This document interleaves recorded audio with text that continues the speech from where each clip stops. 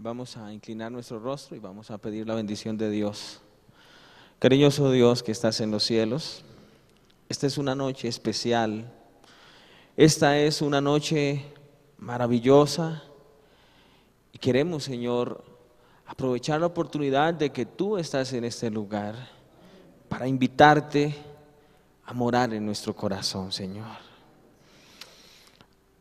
Hemos pasado una semana y solo tú eres el único que conoces los tragos amargos que cada uno hemos tenido que sorber durante esta semana. Tú eres el único que has visto nuestras lágrimas correr por nuestras mejillas. Y tú has visto cuántos corazones, Señor, han llorado, han sufrido. A veces salimos a la calle, hacemos una cara dura, sonreímos, pero por dentro estamos destrozados. Esta noche, Señor, queremos que tú veas lo que hay en nosotros. Queremos dejarte entrar a nuestra vida y a nuestro corazón. Queremos pedirte, Señor, que hagas una cirugía y nos saque todo eso que nos hace daño, que saque todo eso que nos ha contaminado, que nos cure nuestras heridas, que nos eches bálsamo, Señor, que nos des paz en esta noche. Tú sabes cuántas personas vinieron por primera vez, Señor, a escuchar tu palabra. Tú sabes cuántos de los hermanos vinieron esta noche también. No están por casualidad. Tú les tienes un mensaje esta noche, Dios. Así que yo te pido para que tú, Señor, esta noche nos hables a cada uno de nosotros. Y que tengamos la disposición de abrirte nuestro corazón, que tú encuentres morada en él, Señor. Que esta noche, todos los que estamos aquí, salgamos dispuestos a darte el primer lugar de nuestras vidas. En el nombre poderoso de Jesús. Amén, Señor, y amén. Bien, hermanos, pueden sentarse. Qué privilegio es entrar en los primeros minutos, hermanos, del día del Señor. Alejarnos de todo lo que nos enreda en este mundo y solo dedicarle este tiempo especial para Dios. Es increíble, hermanos, la iglesia adventista a nivel mundial, todos los que compartimos el mismo horario, hemos cesado nuestras actividades. Los que tienen sus negocios los han cerrado, las personas que laboran han cerrado sus actividades solo con un objetivo, de dedicarle este día a Dios. No es el día de quedarnos en la casa durmiendo, ¿no? El sábado es el día de descanso, pero no para nosotros quedarnos haciendo otra cosa, sino es el día para reconocer que Dios es nuestro creador, que Dios es nuestro sustentador y que nosotros nos damos gracias a su misericordia. El estudio de esta noche, hermanos, lo vamos a tomar del libro de Lucas. Pero antes de empezar a leer la historia de esta noche, yo quiero que usted piense por un momento en la lista de sus prioridades, las cosas más importantes para usted. Y vamos a ser sinceros. ¿Cuáles son la lista de prioridades en su vida? ¿Qué es lo más importante para usted? ¿Ah? Empecemos a ver, hermanos, ¿a qué es lo que más le dedicamos tiempo? ¿Qué es lo que está ahí en primer lugar? Lo que nos... Haga su lista. ¿Será que es Dios el primer lugar en nuestra vida? ¿O hay otras cosas que... ¿Saben, hermanos? Una de las dificultades que tenemos hoy para mantener esa relación con Dios, ¿qué creen ustedes que es la dificultad más grande que tiene el ser humano para hoy mantener una buena relación con Dios? Cuando hay un programa de la iglesia, ¿saben cuál es el primer pretexto que sacamos? No, pastor, no hay tiempo. No tengo tiempo. Cuando invitamos a alguien para vamos a darle un estudio bíblico. No hay tiempo. ¿Por qué no estudiamos la Biblia? No hay tiempo. Y el factor tiempo, hermanos, el tiempo. ¿Creen ustedes que el tiempo es importante para los seres humanos? El tiempo es importante, hermanos, es esencial. Porque si hay algo que no se recupera en esta vida, es el tiempo que se pierde. El tiempo no se puede redimir, hermanos. El tiempo pasó y si usted no lo aprovechó, cuando usted se da cuenta, ya usted no puede redimir el tiempo. Y precisamente, hermanos, como hay una lucha espiritual, Satanás sabe que el tiempo es fundamental en la relación que mantenemos los seres humanos con Dios. Hay un asunto, hermanos. Dios a nosotros nos ama desde el mismo momento en que fuimos concebidos. Incluso desde antes Dios ya nos amaba. Dios no necesitó de tiempo para amarnos. Sin embargo, nosotros los seres humanos necesitamos tiempo para conocer a Dios, hermanos. Y yo lo mencioné, ¿qué días? ¿Cuántas de las personas que están aquí son casados? Levanten la mano. Independientemente si usted es el esposo o la esposa, díganme ustedes, hermanos, que nosotros no necesitamos de tiempo para llegar a amar, por lo menos los hombres, para amar a la esposa. Uno cuando se casa le dice a la esposa: mi amor, te amo con todo mi corazón. Pero cuando nosotros vamos a explorar la palabra amor, lo que eso significa, y piense usted, retroceda el tiempo y acuérdese cuando se casó con su esposa o su esposo, a ver si realmente la amaba o lo amaba como lo ama hoy día, después de haber pasado 10 años, 15 años, 20 años, 30 años de estar juntos. ¿Creen ustedes que con el tiempo el amor se ha hecho más sólido y usted ha comprendido que ahora sí realmente ama a esa persona? ¿Es así o no es así? ¿O estoy mintiendo? Uno le dice que lo ama, pero eso es una frase ahí, hermano, una frase de cajón. Y uno lo hace por quedar bien. Pero sin embargo, hermanos, el amor en toda su plenitud, uno viene a experimentarlo por su pareja después de pasar tiempo. Porque cuando se comparten las cosas, cuando está ahí uno todo el tiempo, aún en los momentos difíciles, en los momentos buenos, ahí es donde uno empieza a conocer la persona y ahí uno se va encariñando, va amando. Y yo les puedo decir, hermanos, que después de 7 años, creo que ahora sí amo a mi esposa. Debe ser un honesto. Con los hijos es diferente, hermanos. Con los hijos es diferente. A los hijos uno los ama ahí mismo. Por eso, hermanos, yo quiero enfatizarles, y esta noche vamos a ver a través del estudio de la Biblia lo que significa el tiempo, hermanos, en la relación con Dios. Porque hoy día, ¿en qué estamos ocupando la mayor parte de nuestro tiempo? ¿En qué lo ocupamos? ¿En qué lo ocupamos? En el trabajo. No me digan que no, ni siquiera durmiendo, porque a veces no tenemos tiempo para descansar, ni siquiera comiendo, porque a veces no tenemos tiempo ni para comer. La mayor parte de nuestro tiempo, nuestros pensamientos, nuestras fuerzas, nuestras energías, nuestra vida se está desgastando, se está acabando en el trabajo. Y quizás usted, aunque está aquí en la iglesia, está pensando en su trabajo, está pensando en sus negocios, en sus cosas. El tiempo es importante.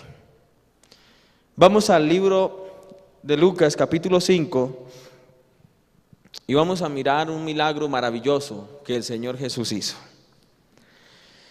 Dice la Biblia que aconteció que estaba Jesús junto al lago de Genesaret. El gentío se agolpaba sobre él para oír la palabra de Dios. Hermanos, hay unas cosas que yo le quiero preguntar a Jesús cuando Él venga, cuando me encuentre con Jesús personalmente. ¿Ustedes tienen preguntas para hacerle a Jesús? ¿Cuántos tienen preguntas? Yo tengo preguntas, hermanos. Una de las preguntas que yo le voy a hacer es: ¿cómo hizo cuando estaban los 5,000? Sin embargo, eran los 5,000 que se contaban, porque no se contaban ni los niños ni las mujeres.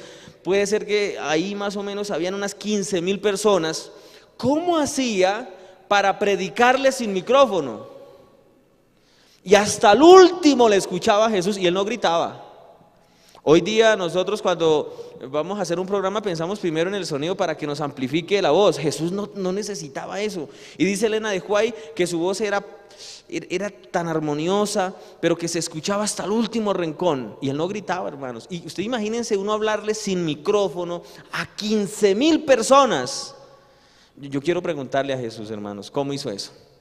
Ahora, imagínense ustedes los sermones de Jesús. Saben que, bueno, todos tenemos nuestros predicadores favoritos. ¿Cuántos han escuchado al pastor Bullón predicar? ¿Cuántos tuvieron la oportunidad cuando él vino a Bogotá de escucharlo personalmente? Algo especial, hermanos. Saben que yo no estaba aquí en Bogotá y él hace como el año pasado o a principios de este año estuvo en Ibagué, en noviembre, ¿cierto? Estuvo en Ibagué. Y entonces en la asociación nos dijeron, bueno, pastores, les queremos dar un detalle. ¿Qué quieren ustedes? ¿Un día de descanso con piscina? ¿Les gastamos el almuerzo de recreación? ¿O quieren que los llevemos hasta Ibagué a ver al pastor Bullón? Y adivinen qué dijimos nosotros los pastores. Queremos ir a ver al pastor Bullón. Y nos fuimos para Ibagué, hermanos, ese día, en la mañana. Contratamos un bus y todos los pastores nos fuimos porque queríamos escuchar un sermón personalmente ahí. Y cuando estábamos allí en el estadio, ese sermón fue espectacular. Y recuerdo que muchos de los compañeros se fueron, cuando él hizo el llamado, se fueron corriendo, no tanto por el llamado, querían estar cerca para tomarle una foto. Ahora, si nosotros escuchamos al pastor Bullón y nos sentimos emocionados, imagínense ustedes, hermanos, un sermón por Jesús.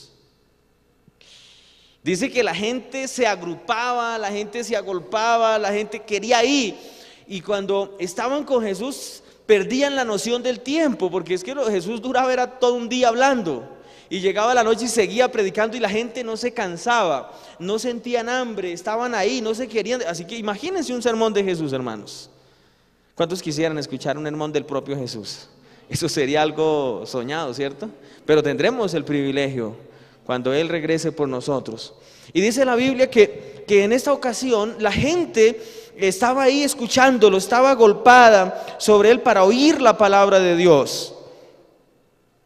Y en el versículo 2 dice lo siguiente: vio 2 barcas que estaban cerca de la orilla del lago. Los pescadores habían descendido de ellas. ¿Y qué hacían estos pescadores? Lavaban las redes. Imagínense usted la escena, ¿no? Toda la gente ahí es a la expectativa para escuchar el mensaje de Jesús. Y a un lado, 2 hombres que habían estado pescando. ¿Y qué estaban haciendo mientras Jesús predicaba? Estaban lavando sus redes. ¿Estaban escuchando el sermón? No lo estaban escuchando, hermano, porque ellos estaban en otro cuento. ¿Ellos en qué estaban preocupados en ese momento? ¿Qué era lo más importante para ellos en ese momento? Su trabajo, su trabajo. Ahora, ¿quiénes eran estos 2 hombres? ¿Quiénes eran? Entonces dice que ellos estaban ahí lavando sus redes. Y entonces dice el versículo 3, entró en una de aquellas barcas, la cual era de Simón, y le rogó que la apartara de tierra un poco. Luego, sentándose, enseñaba desde la barca a la multitud. Saben, hermanos, que Jesús fue una persona muy diplomática, una persona muy sensible. Miren lo interesante de Jesús. ¿Quiénes eran los que estaban ahí lavando las redes? Eran 2 de sus discípulos, hermanos. Era Pedro. ¿Cómo creer, hermanos, que mientras Jesús predicaba y todo mundo ahí pendientes de escuchar, 2 de sus discípulos estaban pensando en otra cosa, tenían otro cuento ahí en su mente y entonces el Señor no quiso avergonzarlos delante de todo mundo, porque Jesús fue el reprendido, ¿no? Hey, ¿ustedes qué les pasa, muchachos? ¿Ustedes son mis discípulos y lavando las redes? No, el Señor les dijo: venga, Pedro, présteme su barca que yo quiero subirme y predicar. Él interrumpió el sermón. Imagínense, Jesús paró el sermón, ¿no? Porque eso le estaba incomodando. Ver a sus dos discípulos ahí lavando en vez de estar ahí. Entonces no lo hizo quedar mal, sino de una manera disimulada le dijo: venga Pedro, por favor, présteme la barca. Y entonces él se subió y terminó el sermón. Y al hacer esto Jesús, de alguna manera obligó a Pedro y al otro discípulo a que escucharan el sermón. Les dio una lección increíble, ¿no? Porque a ellos me imagino que les dio pena, ¿no? Con Jesús.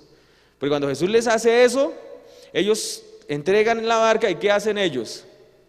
Me imagino que se sentaron al lado de la barca a escuchar el sermón. Y entonces Jesús terminó de predicar su sermón, se tomó su tiempo, la gente muy contenta.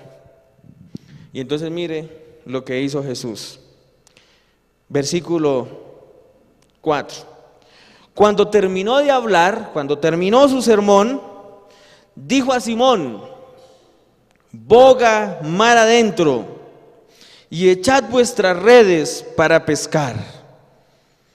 Respondiendo Simón le dijo: Maestro, toda la noche hemos estado trabajando. ¿Y cuánto habían pescado? Nada hemos pescado, pero en tu nombre echaré la red. Noten ustedes, hermanos, habían trabajado toda la noche, se habían esforzado toda la noche. ¿Y cuánto habían pescado? Nada. Y después de que se gastaron toda la noche, ahora ni siquiera tenían unos minutos para escuchar un sermón de Jesús, porque seguían tan ocupados en su trabajo que preferían lavar las redes antes de dedicarle el tiempo a Dios. Es que nosotros los seres humanos, hermanos, tenemos un corazón muy duro y nunca terminaremos de aprender. A veces pensamos que es con nuestro esfuerzo, que es por nuestros medios, que es por nuestra capacidad que vamos a lograr las cosas por las cuales más nos desesperamos, porque no podemos mentirnos, porque lo que más nos afana en este mundo son las cosas materiales. Y el que me diga que no, hermanos, es porque ya está jubilado. Y a ese sí no le interesan las cosas materiales, ya está jubilado. Pero nos afanan las cosas, y aún a las personas que tienen su jubilación también les afanan, hermanos. Porque el ser humano, saben, hermanos, que hay algo particular con el ser humano, y es que somos insaciables. Nunca nos contentamos con lo que tenemos y siempre queremos más, y por esa razón nunca disfrutamos lo que tenemos. Yo recuerdo, hermanos, cuando Dios me dio el privilegio de comprar mi primer carro. Compré un carro, un Suzuki LJ80 del año 81. Yo nací también en el año 81, así que estábamos de la edad con el carro. Yo tenía 27 años y el carro también tenía 27 años. Y recuerdo que yo lo compré, el Señor lo tenía hacía como 6 meses en el garaje. Y yo me llevé un muchacho de la iglesia que él sabe todo menos de carros. Y él me dijo: no, comprémoslo, se ve como bueno, ¿no? Y en la pintura se veía el carro bien, y compramos el carro. Y bueno, eso fue un proceso para aprenderlo, y yo no sabía manejar. Pero hermanos, cuando yo iba en ese carro, eso era un chorrero de humo, porque tenía el motor ya casi fundido, yo ni sabía. Y eso era un chorrero de humo por donde iba, y la gente me molestaba. Y recuerdo que no le servía la aguja de la gasolina para medir la gasolina, así que cada rato me quedaba sin gasolina. Y yo tenía que llamar a un hermano para que viniera a ayudarme con un tetero a echarle agua ahí a gasolina en el carburador y soplarlo. Una serie. Y los hermanos, yo mantenía con mis uñas llenas de grasas y sucio, porque eso mantenía más en el taller. Así que, bueno, yo lo compré sin permiso de la asociación. Yo no sabía que había que pasar un permiso, así que ellos se enteraron que yo andaba en un carro un poco antiguo. Y me dijeron: tiene que cambiar ese carro. Entonces recuerdo que yo vi un carro un día, que llegaron con un carro al pueblo, y yo en mi corazón le dije: Señor, si yo pudiera tener ese carro, qué bendición sería, y cambiaría este. Pero yo sabía que estaba difícil comprar ese carro, así que cuando me dijeron hay que venderlo, hablé con la suegra, hablé con mi esposa, saqué un crédito, y Dios me dio el privilegio de comprar ese carro, hermanos, que fue un Jimmy. Y yo ya tenía como 6 meses de tener ese carro. Y un día: es que este carro tiene apenas 3 puertas, es pequeño y a mí me gusta cargar los hermanos de la iglesia. Si yo pudiera comprarme otro carrito sería hasta mejor. Y en eso estaba un compañero y me decía, hermano, mire, nosotros los seres humanos somos así, no terminamos de disfrutar lo que tenemos cuando ya estamos. Y entonces, hermanos, bueno, cuando vine aquí a Bogotá, me hicieron cambiar el carro, compré la camioneta que les mencioné a ustedes del testimonio.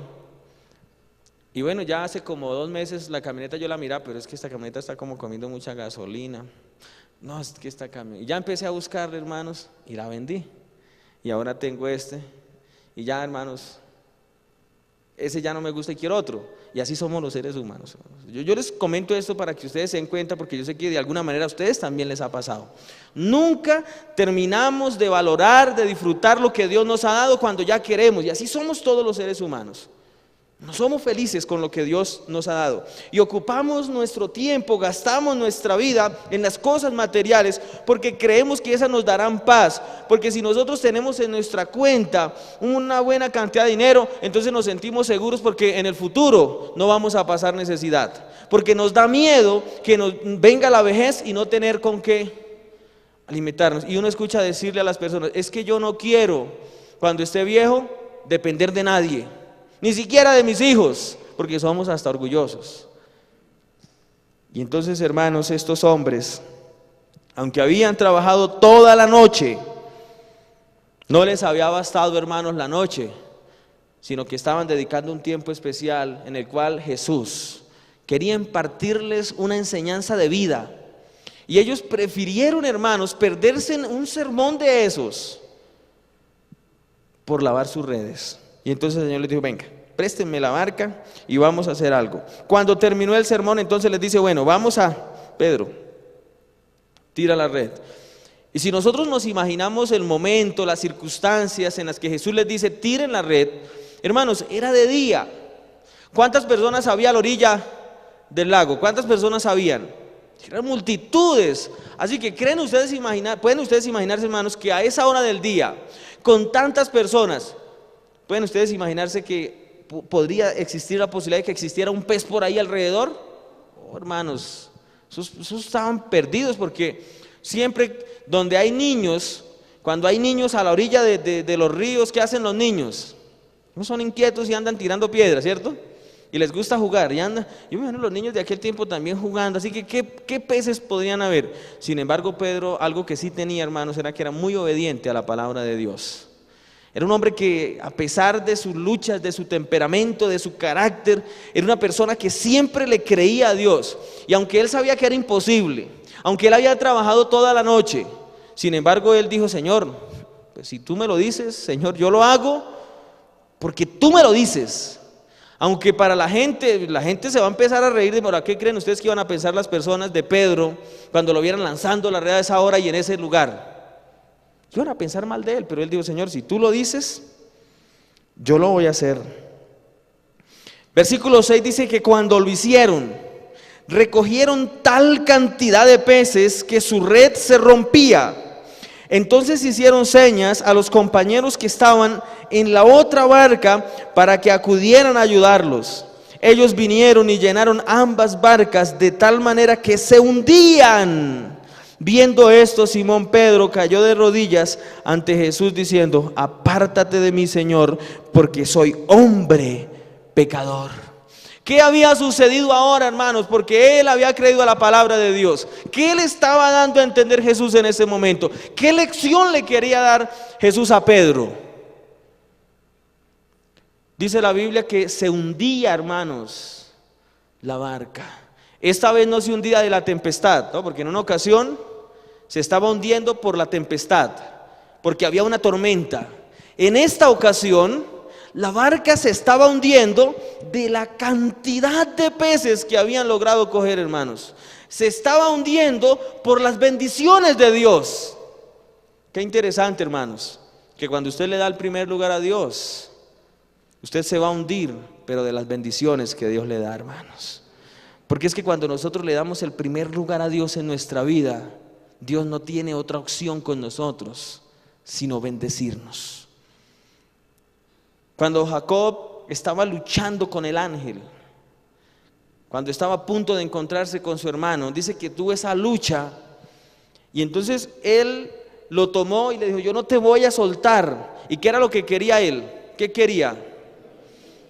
Y entonces dice que él le preguntó: ¿cómo te llamas? Lean ustedes la historia. Le pregunta: ¿cómo te llamas? Y él no le respondió con un nombre, sino dice que inmediatamente lo bendijo. Y con esa bendición le demostró quién era el que estaba ahí con él. Porque Dios, para los cristianos, escúchenme bien, es una bendición, hermanos. Cuando estamos con Dios, lo único que podemos recibir en esta vida es bendición, hermanos. Porque Dios, escuchen bien, Dios no da maldición a sus hijos. Dios no es el autor del dolor y el sufrimiento en esta tierra, hermanos. El único que ha hecho malditas las cosas, que ha dañado las cosas, que es el causante de la tristeza y del dolor, es Satanás. Sino que Satanás ha querido que nosotros los cristianos, cuando entramos en momentos difíciles, él ha querido que nosotros culpemos a Dios de nuestra desgracia, que pensemos que es Dios el causante de ese momento de dolor y de tristeza. Pero yo quiero decirles esta noche, hermanos, Dios no es el causante del dolor y el sufrimiento de este mundo. Dios no es el causante de la desgracia y la derrota de los seres humanos. Dios lo único que representa para el ser humano es bendición, hermanos. Y cuando usted le da el primer lugar a Él, su vida se va a hundir en este mundo, pero no en los problemas y en la maldad. Su vida se va a hundir a causa de las bendiciones de Dios, hermanos. Y eso le pasó a Pedro. Pero no solo a él, sino que también él compartió esa bendición con ¿quiénes? Con sus amigos. Versículo 9 dice: por la pesca que habían hecho, el temor se había apoderado de él y de todos los que estaban con él, y asimismo de Jacobo, hijos de Zebedeo, que eran compañeros de Simón. Pero Jesús dijo a Simón: no temas, desde ahora serás, ¿qué cosa? Pescador de hombres. Y a mí me gusta el versículo 11, hermanos. Subráyelo. Dice: trajeron todo a tierra, las barcas. ¿Y qué hicieron ahora con todo lo que habían recolectado? ¿Qué hicieron con todas las bendiciones que habían recibido de Dios? Dice la Biblia que lo dejaron todo y lo siguieron. En ese momento comprendieron, hermanos, que al lado de Jesús las cosas materiales pierden su valor, porque cuando estamos con Jesús abundan esas cosas por las cuales nosotros nos preocupamos. Y ellos comprendieron, hermanos, que ellos habían trabajado toda la noche, pero ¿cómo lo habían hecho? Solos. Ellos no estaban con Jesús esa noche, hermanos. Ellos habían aplicado todas sus técnicas. Ellos habían hecho todo el esfuerzo. Habían hecho lo mejor por hacerlo. Pero, hermanos, trabajaron toda la noche. ¿Y cuánto consiguieron? Nada. No consiguieron nada. Y ahora el Señor vino. Les robó unos minutos de su vida. Les dijo: por favor, préstenme la barca, siéntense y escuchen este mensaje que les interesa. Es fundamental para sus vidas. Y después de que ellos se sentaron, le dedicaron unos minutos a Dios, le dieron el primer lugar al Señor. Ahora el Señor les dijo: bueno, ahora ustedes estaban preocupados toda la noche por peces, no se preocupen por eso, mire, tiren la red a esta hora, tírenla. Y hermanos, cogieron, dice, se le hundían los barcos, hermanos, por lo que habían trabajado toda la noche. ¿En cuánto lo consiguieron? En segundos, hermanos, consiguieron todo lo que habían tratado de buscar durante toda la noche. ¿Pero por qué lo consiguieron en segundos? Porque le habían dado el primer lugar a Jesús, hermanos.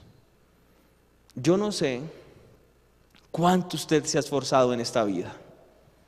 Yo no sé cuánto usted ha trabajado en esta vida.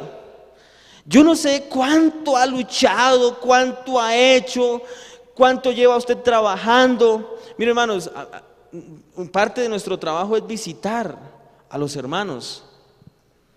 Y yo me pongo triste, hermanos, cuando visito ciertas familias. Y uno no lo hace para saber la vida de las personas, hermanos. Uno lo hace es para orar, para acompañarlos, para apoyarlos. Pero yo salgo triste cuando me encuentro personas que llevan toda la vida en esta ciudad. Han trabajado, hermanos, se han desgastado y no tienen nada, hermanos. No tienen ni siquiera una casa propia. Y se han matado, hermanos. Y cuando de su tiempo lo han necesitado en la iglesia, ahora, porque la única manera, escúchenme bien, la única manera de servirle a Dios en esta tierra es a través de la iglesia. No hay otra forma, porque ¿qué creen ustedes que Dios necesita de nosotros? ¿En qué podemos ayudar nosotros, simples seres humanos, a Dios? ¿En qué, hermanos? Algunos dicen, es que yo quiero servirle a Dios. Pero ¿cómo creen ustedes? ¿Cómo se imaginan ustedes que le podemos servir a Dios?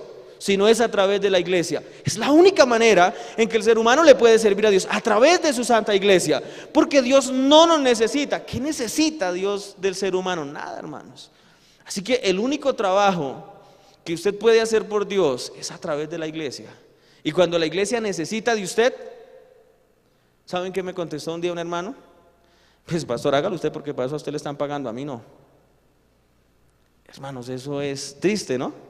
Pensar de esa manera, porque la única forma que usted tiene para servirle a Dios es a través del servicio que usted hace por la iglesia. No crean que es en vano. El hermano que dedica su tiempo todos los días se viene y a las 5:30 está aquí abriendo la iglesia, y cuando usted llega a la iglesia ya todo está prendido, todo está organizado, y usted terminó el sermón y usted salió y dice, pero usted no sabe cómo se cierra esto. No crean que el tiempo del hermano es perdido, hermanos. Y aunque nosotros humanamente aquí no se lo estamos recompensando, porque la iglesia no puede pagar por eso, no tenemos los recursos, pero Dios allá sí, hermanos, está. Él tiene su registro, hermanos, y Él sabe cuántos dedican de su tiempo, de sus recursos, de sus fuerzas, de su energía para su obra en esta tierra. Y el único que lo recompensa es Dios, hermanos. Y la recompensa de Dios es en abundancia, hermanos. Así que, si usted, hermanos, hasta esta noche se ha esforzado, trabajó toda la noche como Pedro y no pescó nada, no se preocupe, porque Dios en esta noche, hermanos, desea y quiere que nosotros le demos el primer lugar. Ahora, y lo más interesante, hermanos, no es que Pedro era alguien extraordinario para que el Señor hiciera eso con él. No es que Pedro fuera el mejor cristiano de su época o de su tiempo, porque algunos nos sentimos que no somos los mejores cristianos. Pero hermanos, vamos al capítulo 21 de Juan para que veamos otra parte de la vida de Pedro. Jesús le hace ese milagro para darle a entender que si le da el primer lugar al Señor, las cosas de este mundo, hermanos, para él iban a sobrar. Y él aprendió la lección ese día, aunque mire lo que sucedió meses más adelante. Dice versículo 21, versículo 1, después de esto Jesús se manifestó otra vez a sus discípulos junto al mar de Tiberias y se manifestó de esta manera. Estaban juntos Simón Pedro, Tomás llamado Dídimo, Natanael de Caná de Galilea, los hijos de Zebedeo y otros dos de sus discípulos, Simón Pedro. En el capítulo 16 de Marcos, cuando usted lee el capítulo 16 de Marcos, está hablando de cuando Jesús resucita, cuando las mujeres vienen y no encuentran a Jesús, el ángel les dice, no, ha resucitado, vaya y cuente, le dice que ellas tuvieron miedo, no le dijeron a nadie. Después Jesús se le apareció a dos de sus discípulos, ellos fueron y le contaron a los otros, ¿y qué pasó? Los que recuerdan el capítulo 16 de Marcos, no creyeron. Y entonces finalmente Jesús se le aparece a todos y dice que Jesús les reprendió su duro corazón, su incredulidad. Y Jesús luchó por 3 años con los discípulos para que le creyeran. Porque, hermanos, el problema realmente de los seres humanos es que no le creemos a Dios. O sea, nosotros sabemos las cosas. Yo sé que para ustedes no es desconocido que Dios puede bendecirnos de una manera enorme, pero cuando usted se va para su casa, se enfrenta a su situación, si le piden que mañana tiene que ir a trabajar, usted no piensa primeramente en Dios. ¿Usted en qué piensa primeramente?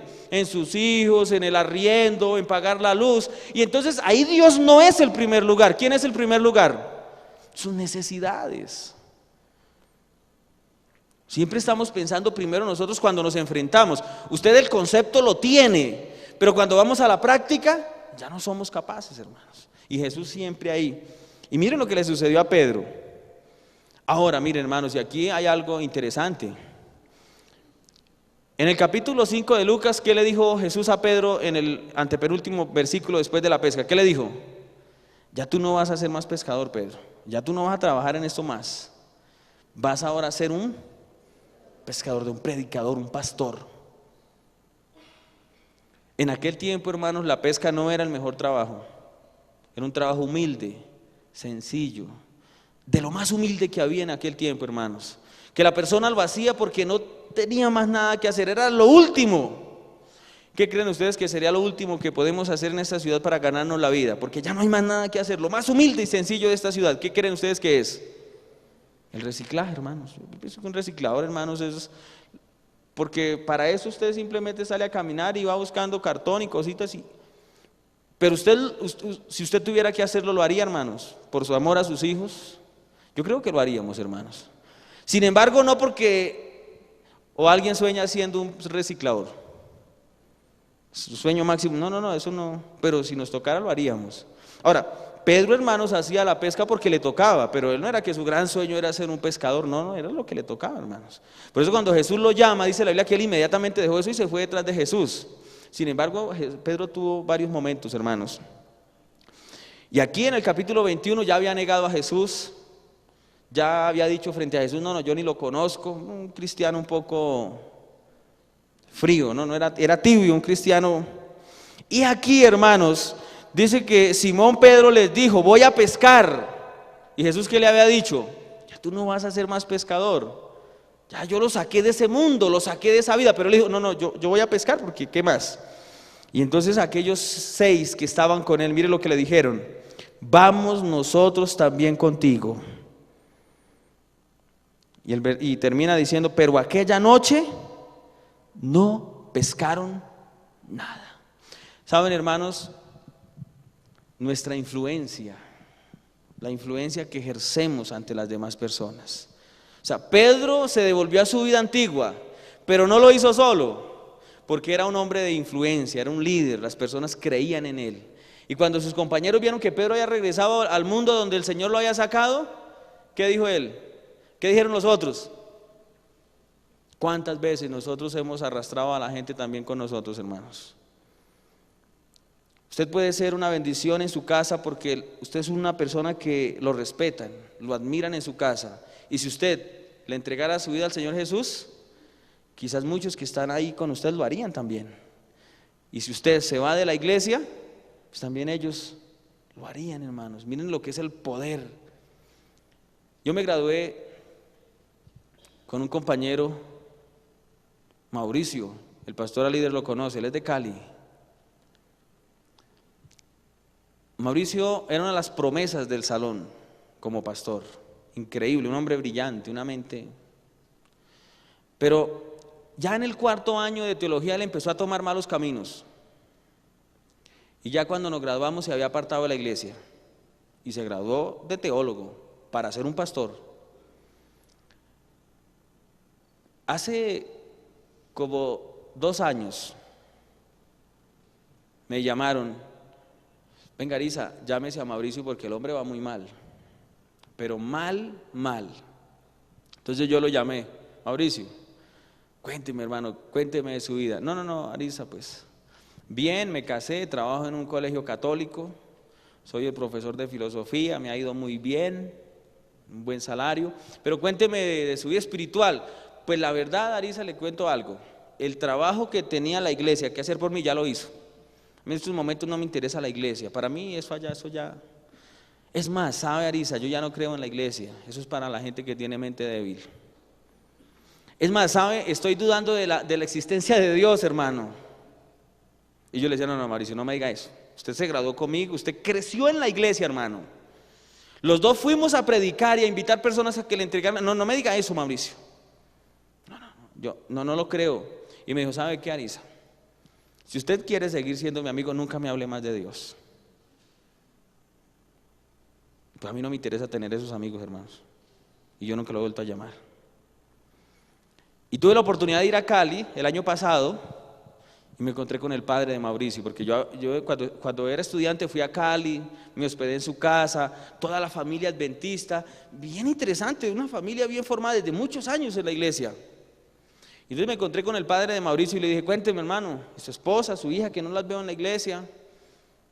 Me dice, no pastor, imagínense, usted sabe que Mauricio se salió de la iglesia y cuando él se salió, pues la mamá y la hermana dijeron, bueno, si Mauricio, que es el teólogo, el pastor de la casa, se salió de la iglesia y el que tiene más conocimiento, eso es porque la cosa, y se salieron también, pastor. Y el único que he quedado soy yo, pero pastor, me atacan por ir a la iglesia, me están haciendo la vida imposible entre mi esposa, mi hija y Mauricio, son ahora mis enemigos en la casa. La influencia, hermanos, la influencia que a veces ejercemos sobre otros puede hacer que se salven o que se pierdan. La historia de Salomón es muy interesante, hermanos. Salomón se apartó, pero Salomón era un líder, hermano. Y cuando él se apartó de los caminos del Señor, sus hijos, sus amigos se apartaron.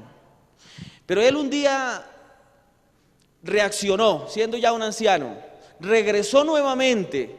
Y saben, hermanos, que Salomón se murió con un pesar, con un dolor en su corazón, porque muchos de los que se habían ido lejos de Dios por su ejemplo, por su testimonio, cuando él regresó, ya no regresaron. Y Elena de White dice que él se murió con esa tristeza de saber que el daño que él causó a estas personas no lo pudo resarcir al regresar nuevamente, porque ellos se perdieron. Él regresó, pero ellos se perdieron. Yo no sé si aquí en esta noche hay padres que aún tienen a sus hijos ahí bajo su dominio, bajo su control, aún están pequeños y quizás usted aún no le ha entregado su vida al Señor Jesús. Usted es el responsable de la vida espiritual de su hijo. Si usted no le entrega ahora que su hijo está pequeño a la vida de Jesús, quizás cuando él crezca y ahora usted si quiera venir a la iglesia, quizás su hijo no va a venir. Hermano, yo llegué a la iglesia cuando tenía 7 años, mi hermano tenía 5 y mi hermana tenía 3, pero en ese momento yo no era el responsable de mi vida espiritual. ¿Quién era el responsable? Mi padre, hermano. Si yo iba donde él me llevara, si él, incluso a mí, mi papá me llevaba a las cantinas, yo era el mayor y yo iba con mi papá a la cantina, hermanos. Yo hacía cosas malas y yo iba con mi papá, pero cuando él empezó a ir a la iglesia, íbamos con él a la iglesia, hermanos. Y yo soy adventista gracias al ejemplo y al testimonio de mi padre, no por otra cosa, hermanos. Y Pedro en este momento se subió a la barca, sacó a sus compañeros, dice la Biblia que no pescaron nada. Cuando ya iba amaneciendo se presentó Jesús en la playa, pero los discípulos no sabían que era Jesús y les dijo, hijitos, ¿tenéis algo de comer? Le respondieron, no. Él les dijo, echad la red a la derecha de la barca y hallaréis. Entonces la echaron y no la podían sacar por la gran cantidad de peces. Entonces aquel discípulo a quien Jesús amaba dijo a Pedro, es el Señor. Simón Pedro cayó, cuando oyó que era el Señor, se ciñó la ropa porque se había despojado de ella y se tiró al mar. Los otros discípulos fueron con la barca arrastrando la red llena de peces, pues no distaban de tierra sino como 200 codos. Al descender a la tierra vieron brasas prestas y un pescado encima en ellas y pan. Jesús les dijo, traed los peces que acabas de sacar. Subió Simón Pedro y sacó la red a la tierra llena de grandes peces, 153. Y aun siendo tanto, la red no se rompía. Les dijo Jesús, venid, comed. Y ninguno de los discípulos se atrevía a preguntarle, ¿tú quién eres? Sabiendo que era el Señor, vino pues Jesús y tomó el pan y les dio y asimismo del pescado. Esta ya era la tercera vez que Jesús se manifestaba a sus discípulos después de haber resucitado a los muertos. Nuevamente, hermanos, aunque Pedro prácticamente se había apartado de la iglesia, aunque Pedro había regresado a sus caminos, por segunda vez el Señor le repite el mismo milagro de la pesca milagrosa. Se lo hizo en Lucas 5 y ahora aquí se lo hace. Es por lo siguiente, hermanos. Yo no sé cuánto lleva usted de conocer a Jesús, y hasta el día de hoy lo único que usted ha hecho es perder tiempo, porque no le ha dado el primer lugar que le corresponde al Señor. Saben, hermanos, que Jesús le volvió a repetir el mismo milagro a Pedro, sobre todo, porque el mensaje era para Pedro, para demostrarle a Pedro que él podía trabajar toda la noche, que él, siendo aún un pescador experimentado, siempre iría a fracasar, siempre le iría a ir mal si estaba sin Jesús, hermanos. Escuchen bien, el resultado no falla. Si usted va sin Dios, va a fracasar. Eso ya está escrito, hermanos. No intente, no luche, no se esfuerce. Pero si usted va con la bendición de Dios, aún en minutos, hermanos, puede hacer lo que no ha hecho en toda su vida. Yo no sé si alguien ha tenido que dejar algo por Dios, si alguien está sufriendo por serle fiel a Dios, está pasando por un momento económico difícil porque usted ha dejado cosas por Dios. Pero créanme, hermanos, que ya pronto vendrá la bendición de Dios. Dios no ha de dejarlo avergonzado, porque Dios no deja avergonzar a sus hijos. La Biblia dice que no existe alguien que haya dejado a casa, a padre, a hermanos o a bienes por su causa, que no sea recompensado hasta 100 veces.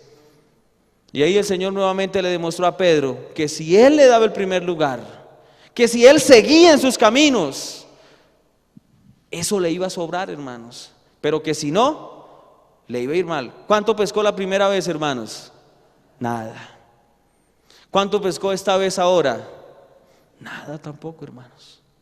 Y cuando echaron la red en el nombre de Jesús, ¿cuánto pescaron? Enorme la bendición, hermanos. Enorme la bendición. Finalmente ese día Jesús le dice, después de comer, versículo 15, Jesús dijo a Simón Pedro: Simón, hijo de Jonás, ¿me amas más que estos? ¿Qué le respondió Pedro, hermanos? Ahora, cuando el Señor se encontró con Pedro, le cambió de nombre. ¿Cómo le había puesto? Ya no te vas a llamar Simón, te vas a llamar Pedro.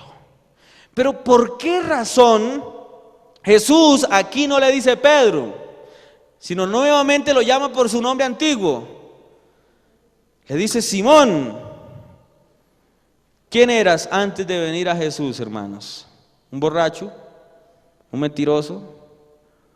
¿Por qué lo distinguían las personas a usted?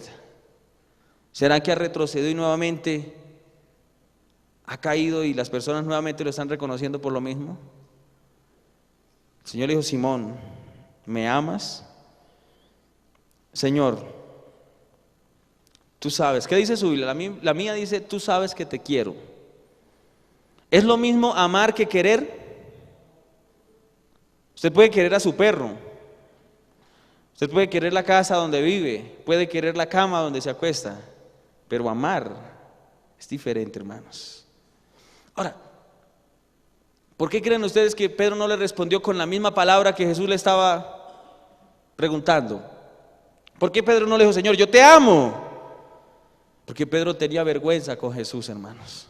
Si hacía unos días lo había negado, en su cara había dicho: yo no lo conozco a este hombre.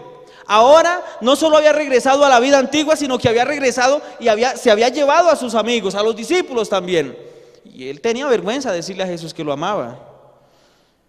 Sin embargo, Jesús le dijo: apacienta mis corderos. Volvió a decirle la segunda vez: Simón, hijo de Jonás, ¿me amas? Pedro le respondió: sí, Señor, tú sabes que te quiero. Le dijo: pastorea mis ovejas. La tercera vez: Simón, hijo de Jonás, ¿me amas? Pedro se entristeció de que le dijera por tercera vez: ¿me amas? Y le respondió: sí, Señor, tú sabes que te amo. Jesús le dijo: apacienta mis ovejas. Miren ese Dios, hermanos, al que nosotros tenemos que aprender a conocer. Vamos a suponer, hermanos, que yo hago un negocio con el hermano me presta plata y yo le digo: hermano, yo se la voy a pagar tal día, y llega el día y no se la pago. Le digo al hermano: no, me quedaron mal, no puedo, no se la pago.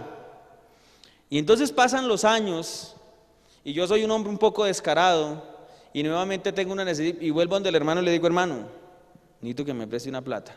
Honestamente, hermano, ¿usted me volvería a prestar plata a mí?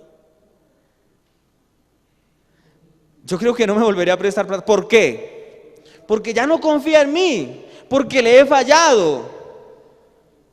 Pero miren que Dios es diferente a nosotros, hermanos. Pedro le había fallado a Jesús. El Señor ya lo había sacado de ese lugar. El Señor ya le había mostrado todas las bendiciones que podía darle si Él le daba el primer lugar. Y esta vez se lo encuentra en las mismas circunstancias, le hace el mismo milagro y le dice: mira, Pedro, es que yo no quiero que vivas allá sufriendo. Yo no quiero que pases toda la noche, trabaje y después cuando venga a ver los resultados encuentres sola frustración. Yo quiero que tú seas bendecido, que el trabajo de tus manos sea bendecido. Así que por favor, dame el primer lugar. Dame el primer lugar y las cosas serán diferentes para ti y tu familia. Y el Señor nuevamente creyó en él, hermanos. Y eso es lo que Dios nos dice esta noche, hermanos. Yo no sé cuántas oportunidades el Señor nos ha dado. Yo no sé cuánto hace que ya hemos escuchado hablar de Dios, pero hemos sido duros, no hemos querido. Y si usted resume su vida, cuénteme qué ha sido de su vida hasta el día de hoy sin Dios. ¿Cree usted que hay futuro para usted de aquí en adelante sin Dios? Quizás lo ha intentado, lo ha hecho, pero nada le ha salido. Llegó a esta ciudad con sueños, con propósitos, pero cada vez esos sueños se han ido enterrando, ¿Por qué no darle hoy a Dios el primer lugar para que las cosas sean diferentes?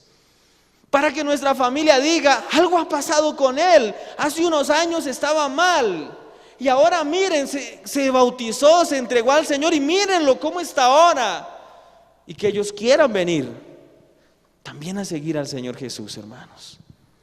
Mañana a las 10 de la mañana vamos a hacer bautismos en esta iglesia, hermanos.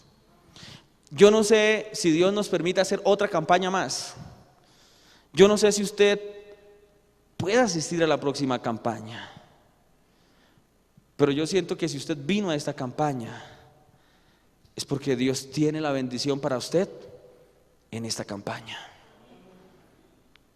Yo alabo a Dios porque la hermana Sara no tuvo más pretextos para Dios, no tuvo más excusas para Dios, porque nuestras excusas ante Dios no son válidas, hermanos. Yo quiero ver un momento, ¿cuántos de los que están aquí no son bautizados? Levanten la mano, los que no son. A ver, levanten la mano, yo quiero verlos, yo quiero conocerlos. Pero yo quiero pedirles un favor a ustedes. Quiero incomodarlos un momento. Yo quiero que se sienten aquí en estas dos sillas. Ven, yo quiero leerles a ustedes esta historia para terminar. Vengan acá, regálenme los últimos 3 minutos. Todos los que no son bautizados, háganse aquí.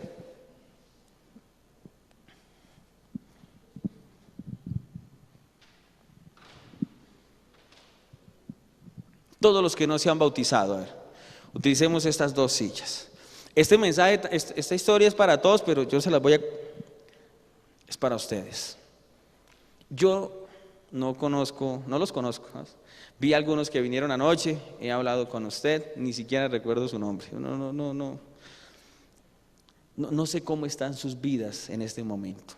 No sé cómo están sus sueños. No sé si hasta el día de hoy lo que ustedes han hecho, el esfuerzo que han logrado hacer, compensa el esfuerzo de sus vidas. No lo sé. Lo único que yo sé es que si ustedes están aquí, vinieron a este lugar, es porque hay un plan especial para sus vidas. Es porque Dios quiere darles algo mejor. Porque Dios nunca llega a nuestra vida para colocar remiendos. Dios llega para hacerlo todo nuevo. Y entonces no solo ustedes disfrutarán de las bendiciones de Dios, sino sus hijos, las personas que aman. El reino de los cielos es para los valientes, no para los cobardes.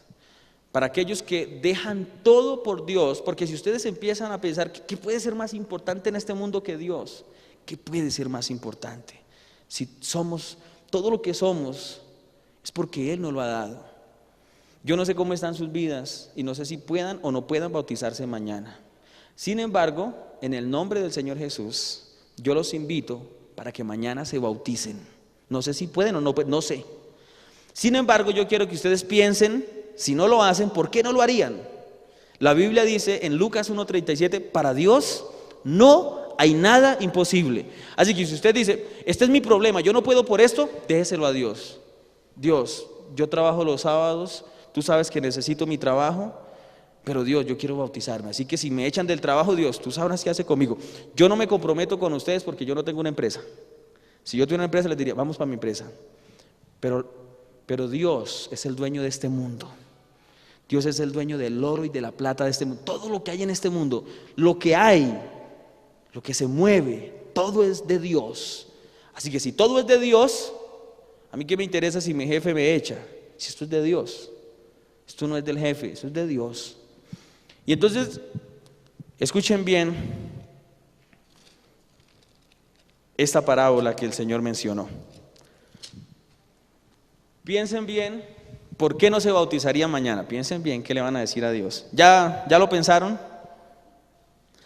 Dice que, oyendo esto, uno de los que estaban sentados en la mesa le dijo, bienaventurados el que participe en la cena del reino de los cielos.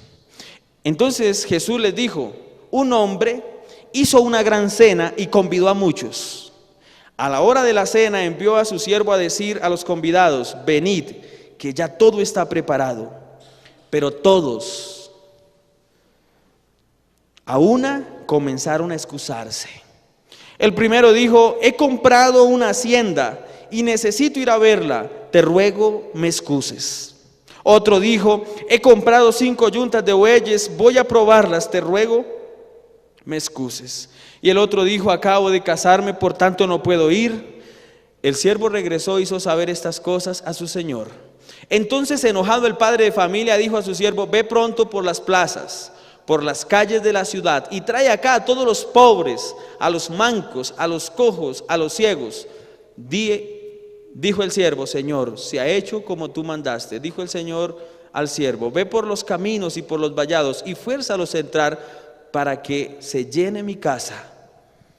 Entonces les explico la historia. El Señor hizo la cena, ya todo estaba listo, y entonces dice que todos empezaron a sacar excusas. El primero dijo, yo no puedo ir porque acabo de comprar una finca, tengo que ir a verla. Ahora, dígame algo, ¿a qué hora se sirve una cena?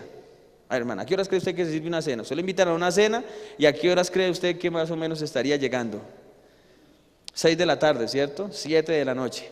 ¿Creen ustedes que es lógica la excusa que este hombre sacó? No puedo ir a la cena porque me toca ir a ver la finca. ¿Creen ustedes que esa es la mejor hora para ir a ver una finca que se acaba de comprar?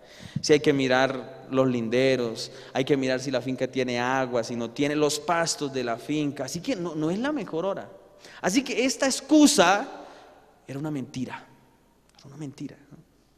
Que no había excusa para no ir a la cena. El segundo dijo, acabo de comprar 5 yuntas de bueyes, te ruego por favor me excuses, no puedo ir. Eran 10 bueyes. Yo trabajé de niño arando la tierra con estos animales, y hay ciertas cosas que se deben tener en cuenta. Hay que tener en cuenta que la estatura de los bueyes sea igual, para que cuando se les coloque el yugo, si hay uno más alto, el más alto va a sufrir y va a ser más fuerza que el más pequeño. Hay que tener uno de un temperamento, hay unos que son muy briosos y otros que son, entonces toca tener uno y uno, porque si se colocan 2 briosos es un peligro. Es un complejo. Esa no era la mejor hora tampoco para hacer este oficio. Así que esa excusa también era una mentira. El tercero dijo, me acabo de casar. En aquel tiempo los matrimonios eran totalmente diferentes a los de ahora. La fiesta duraba una semana. El primer día tenían la luna de miel ahí mismo, ubicaban una carpa o tenían un lugar, una alcoba especial donde la pareja pasaba la primera noche, porque la expectativa de la fiesta era saber si la mujer era virgen. Si no era virgen, se anulaba el matrimonio y a la mujer la apedreaban. Y después de pasar, si era virgen, la fiesta continuaba y era una semana. Cuando terminaba la semana de la fiesta, entonces la madre tomaba a su hija y se la llevaba para enseñarle todos los oficios, para practicarla en el hogar, y ahí sí después del mes se la entregaba al esposo. Así que acababa de pasar la fiesta, él estaba solo, tampoco tenía excusa para no ir a la cena, al igual no era una excusa. Y entonces el Señor le dijo: mire, está bien, la cena ya está lista, esto no se puede perder. Vaya por los caminos, por las calles, tráiganme los cojos, los mancos, los lisiados, tráiganlos a todos, que entren, que vengan, porque esto ya está listo. Esto no se puede perder. Y miren cómo terminó la historia. Versículo 24 dijo: pues os digo que ninguno de aquellos hombres que fueron convidados primero gustarán mi cena. Saben, a esta hora de la ciudad hay muchas personas perdidas allá en la calle, que no tienen la oportunidad de ustedes de venir y sentarse a escuchar un sermón, porque unos están perdidos por las drogas, otros están fundidos por allá en la prostitución, y nosotros los vemos y decimos: estos sí están perdidos. Pero saben que cuando el Señor esté a punto de venir, va a haber un fuerte pregón y la iglesia se llenará de esas personas que nosotros no creemos dignos hoy, pero ellos se van a consagrar en un momento, porque Dios conoce las circunstancias de esas personas.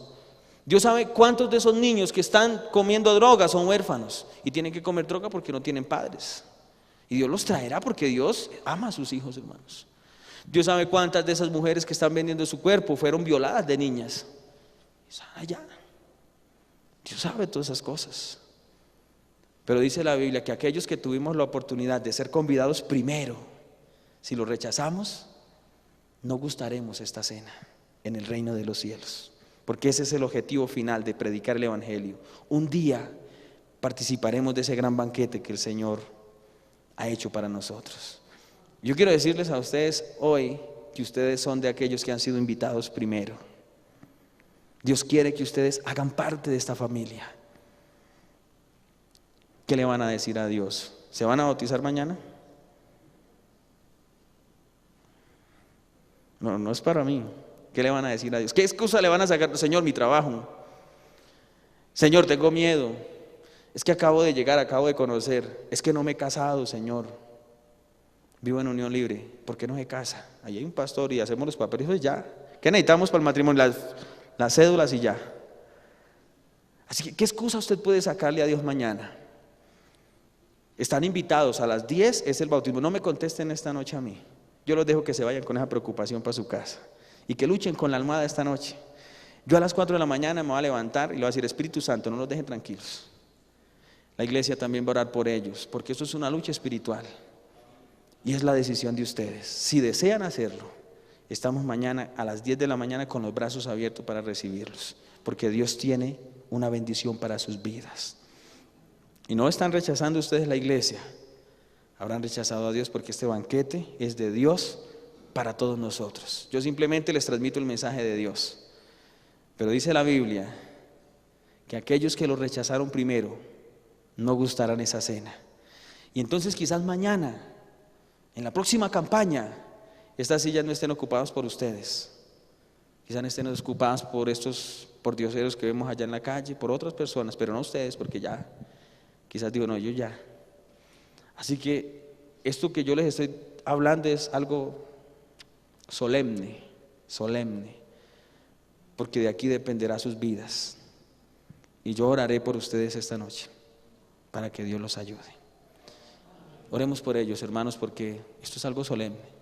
Yo, al expresar estas palabras y esto que les acabo de leer, lo hago con solemnidad, porque de aquí dependerá sus vidas en adelante, para vida eterna o quizás para perdición eterna. Pero Dios no los trajo para condenación esta noche. Dios los trajo porque quiere darles una oportunidad como se la dio a Pedro. Yo no sé qué clase de persona sea usted, pero Dios sí cree en usted.